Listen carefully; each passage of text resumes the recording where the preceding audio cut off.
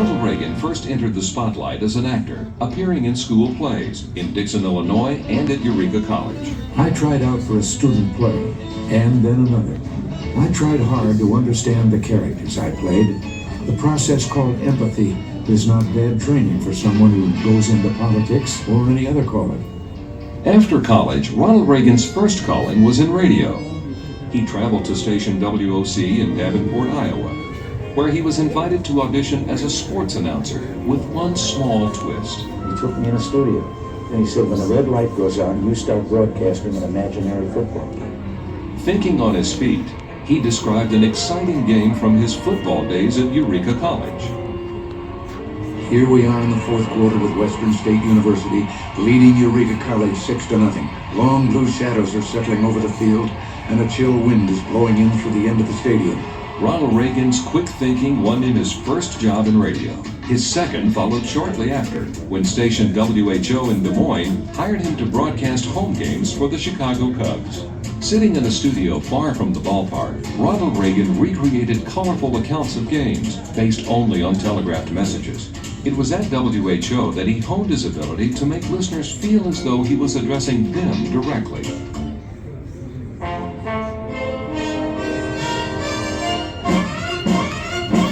How do you do, everybody? I'd like to introduce myself.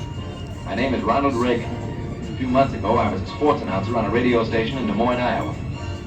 One day, I ran into one of these movie talent scouts. The next thing I knew, I was taking a screen test for Warner Brothers in Hollywood. I guess it was okay. At least I liked Hollywood, so here I am.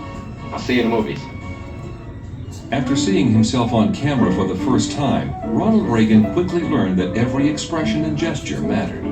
He also developed his comic timing. But I'm still just a puzzle. You say you're from Central Europe? Well, maybe a little to the right. As his reputation grew, he was cast in more challenging roles. Some became legendary. Ask him to go in there with all they've got. Win just one for the Kipper. Randy! Randy! Where's the rest of me? In late 1941, America entered World War II. Ronald Reagan was called to active duty, but his nearsightedness kept him from going overseas. Instead, he was assigned to the Domestic Motion Picture Unit. There, he made and appeared in Army training films, documentaries, and the wartime musical, This Is the Army.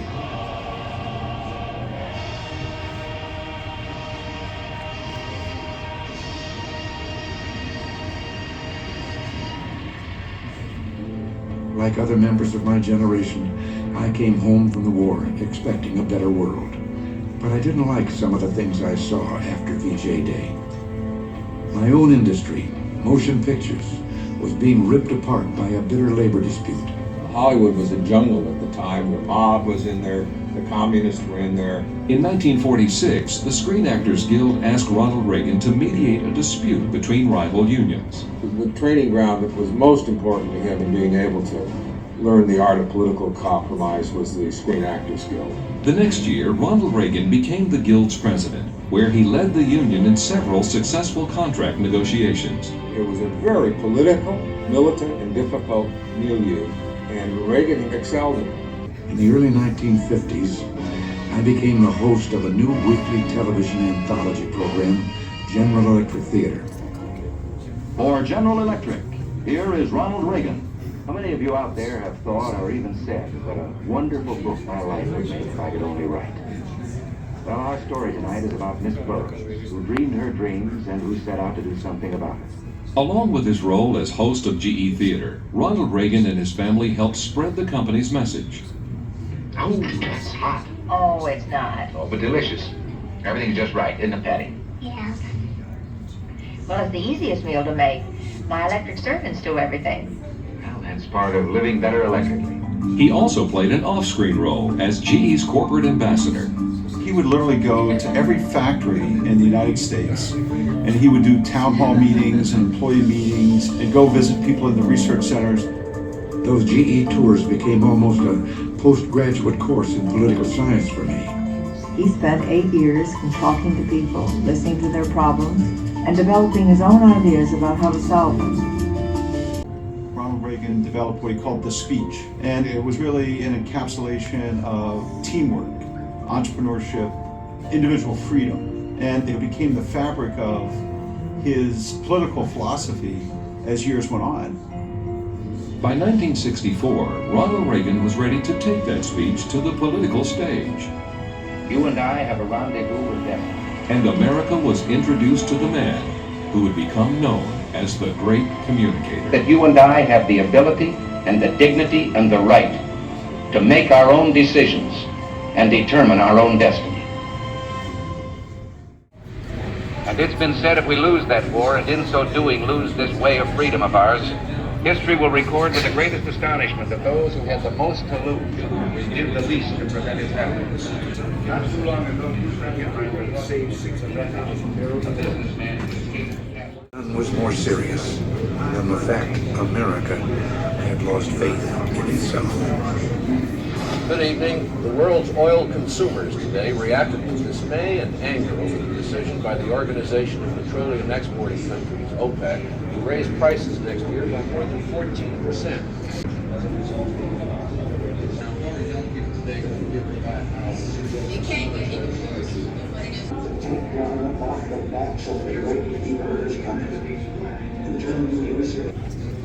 The time has come. You've seen the map. We've looked at the figures, and NBC News now makes its some of those stickers. projection for the presidency.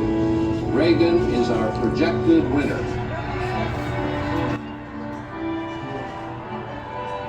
It's 1980. He won. Oh, this is how dramatic that election was. Reagan won every state, but these few red ones here. In my life, that I will do my utmost. It's pretty dramatic victory. That's who he ran against, Jimmy Carter. That was the president before Reagan.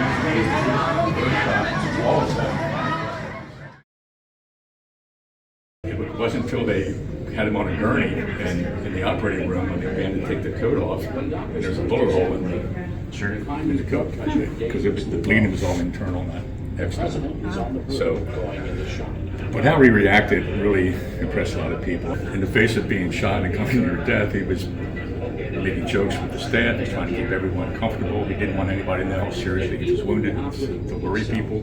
He could have tried to make a martyr out of himself, but he knew, I'm going to keep people calm. And he got to put him under, and he puts his head up and looks around, and all his staff, he says, I hope you're all Republicans. And the most liberal Democrat in the hospital was the head surgeon. And he looks down and says, today, Mr. President, we're all Republicans. Different times, right? It's the same size as the real one. All right. So welcome to President Reagan's Oval Office. This is a replica of the exact size and dimensions. The dimensions is 36 feet and the long axis about 29 across and about 18 and a half on floor to ceiling. There are four prominent doors that comes into and out of this Oval Office. The door that came in at the National Oval Office will lead to a patio overlooking the Rose Garden. And further along the way, there is also a colonnade. And the door that you'll be exiting from at the actual Oval Office in the White House, in the West Wing, that will lead you to President Reagan's private secretary. It's what they call a double pedestal partner's desk. There are two modifications that were made. The first one is the cover of knee hole that was requested by President FDR. But so the presidential seal was carved and installed, but after President Roosevelt was dead. The other one is President Reagan, stand at 6'1", quite a tall fellow. When he would sit down at the desk, his knees would bump up against the desk. So he asked the White House carpenters to install a plinth. That's a fancy word for a spacer. So if you look at very carefully at the bottom of it, you'll see there's a seam that goes all the way around the desk. And the seat behind the desk, that's a genuine artifact. The seat served President Reagan 16 years, 8 years as the governor of California, and 8 years as the president of the United States. Lots of very famous paintings, from the president's house to the British occupied farmhouse where I'm pointing, and Andrew Jackson, our 7th president, and a view of President Washington from plus 80 yards, and General Washington, as well as a division of a New York 2nd Regiment camped out in Washington, listening to a sermon. Those are the replicas. I presume those are his jelly bellies. Those Jelly Bellies, those are wax models. But the tanker itself is a genuine artifact. It's a gift from President Reagan's father-in-law, Nancy Reagan's father, and who is a physician out of the Chicago area. That is a genuine artifact. Cool.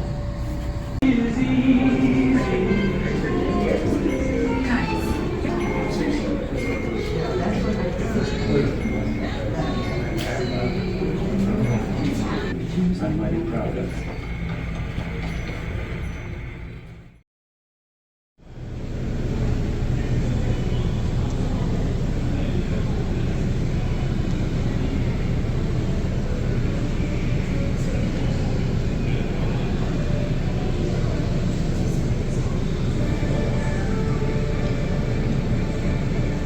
$15:30. Crown reported the president departing on Marine One for Acrobat to Cowpuncher. Dog pound will follow. I don't remember all the vehicles. But yeah. Okay, the White House reported the president departing. Yeah, Marine One. Okay, Acrobat was Air Force One. Cowpuncher. Ah, yeah, cool.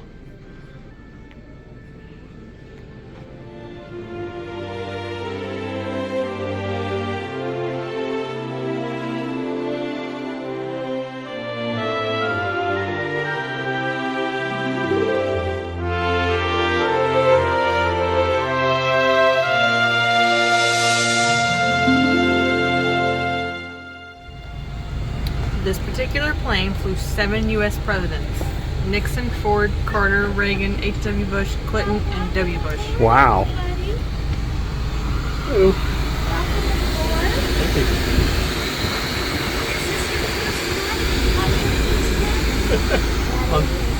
On this particular one, we've been on several of the other, or walked on in Dayton, where you can get in JFKs and all the others. So pretty neat. Well, you were just looking in the flight deck. The president was a very personable gentleman, and he would go visit the staff. Now, this is an Air Force plane, so you had Air Force personnel that were here. And so you see him talking right there in the picture with everybody. So he really enjoyed working aboard the plane. Now you're looking way at me. This is the communications center. Yep. So that the president, when he was on board, would be able to be reachable and also call out. Now, do you see him talking with the Air Force techs right there? They would be seated right here. Anybody see something kind of strange there? Oh, is that the football? Yep, sure is. Yes. Do either of you guys know what the football was? You guys remember what the football was? The football? No, it's not a football. A basketball? Well, see, there's secret things in there. We're not supposed to know about it. But in case that we have a nuclear threat, the president has this, and he has a military aid. All of the 5 armed forces have see a mannequin a couple cabins down that has that responsibility. So now I'm standing in the forward galley. There's 2 galleys aboard. This particular galley, you'll notice here is the china that they would be eating. And look right there, they nicknamed that the Flying White House. That's because the president, you'll notice there are a number of staff people that are on the plane with the president. On his desk there is a tablet. The tablet is a Corsican copy, replica, and he would write his correspondence in cursive. Oh, yeah. Jelly welcome. Because he likes Jelly Bellies. Oh, you're gonna find more Jelly Belly jars. Yeah. Oh, welcome aboard. Welcome aboard. You were looking at the flight deck. We don't do this. The picture of the president.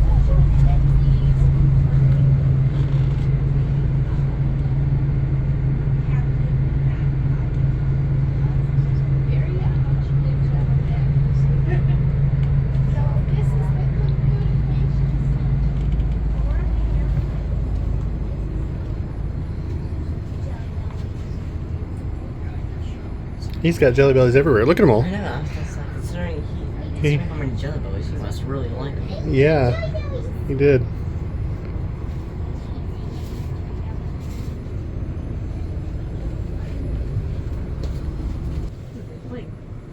Yes, it is. Never-ending. Okay, no Jelly Bellies. I think I've got that photo. There's no Jelly Bellies. That's what they drop. Jelly Bellies. More Jelly Bellies. Actually, I'm not sure because Lindy said he's not real. There's some Jelly. When they sell Jelly Bellies in the gift shop. I'm sure. Mm-hmm. Get some Jelly Bellies. Daddy, can we use the elevator?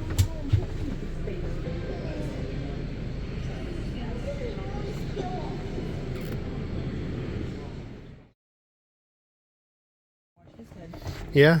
What is this? It's a little. What the? It's a tiny seat. Perfectly fit. No, you ducked. Where's the bathroom? If you don't duck, you'll bonk your head. See?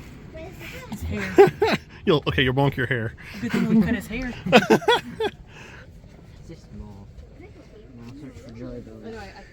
Compared to Air Force One, it's small, but Oh, I need almost. for a short trip to the airport, it's probably pretty comfortable. This door got really short. Uh-huh. No, it's not. I fit perfectly. Ow, so no, I do not fit.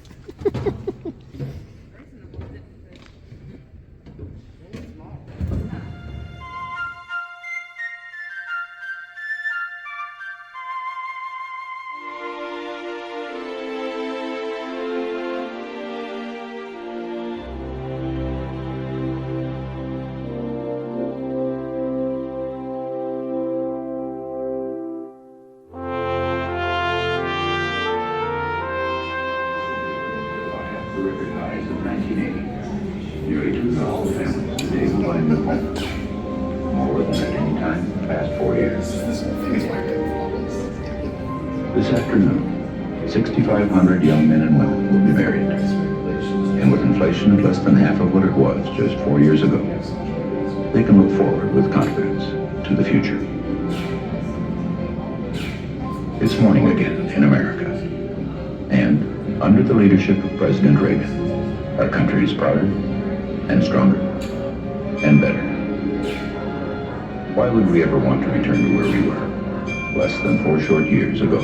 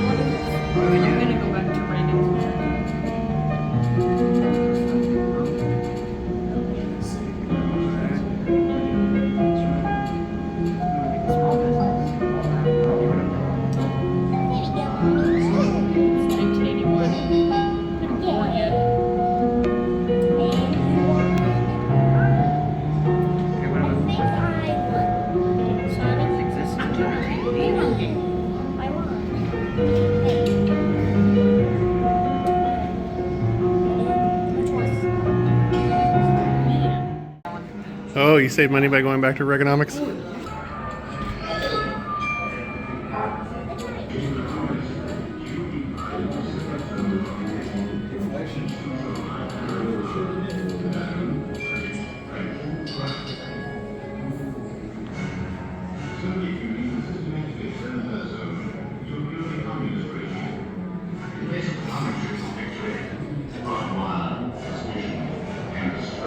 Yeah, that's how they snuck through a hole in the Berlin Wall. Watch out for the dogs.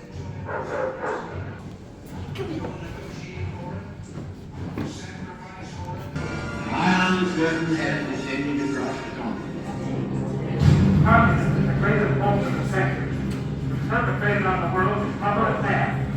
Nothing more than and a program of Russian aggression in Spain. Stalin announces that socialism has been attained in the USSR. Actually, the government has become everyone's boss. 6 million farmers are liquidated. Starvation is the diet of communism. Stalin establishes his own secret police force, and slave labor camps are set up all over the Soviet Union. And the conspiracy that is communism is stronger, more determined than ever. Unexpectedly, Stalin blocks Allied access routes to Berlin. This was a big way to force the Western Allies to quit Berlin. Only elements still, the air demand. American and British planes began flying around the clock to bring into the cities supplies from the people of West Berlin. Stalin is made aware that interference means war. He backs down. The roads are real. Having failed in their latest expansionist design, the Soviets now turn their attention to the Far East, where China has been engulfed by communism. By the end of 1949, another 700 million people under communist control.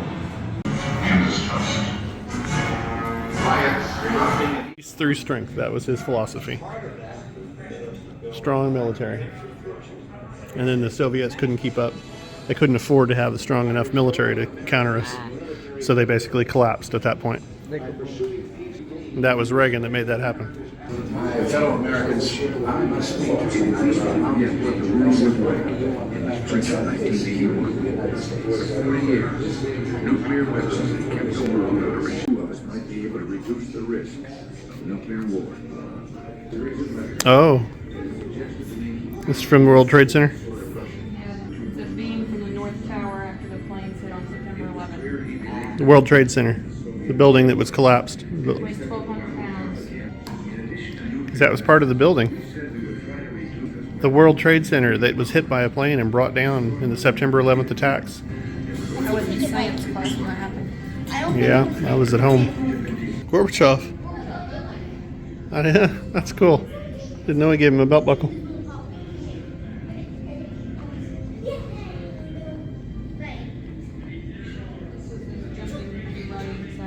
Little man. His funeral. 2004, Hunter. I said it was about 20 years ago.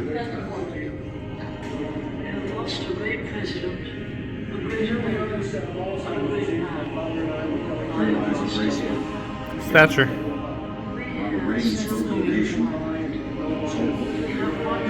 The nation mourns the passing of a president. This is vice president for 8 years under Ronald Reagan. Whatever else history may say about me when I'm gone, I hope it will record that I appeal to your best hopes, not your worst fears, to your confidence rather than your doubts. In this springtime of hope, some lights seem eternal. America's is. Thank you. God bless you.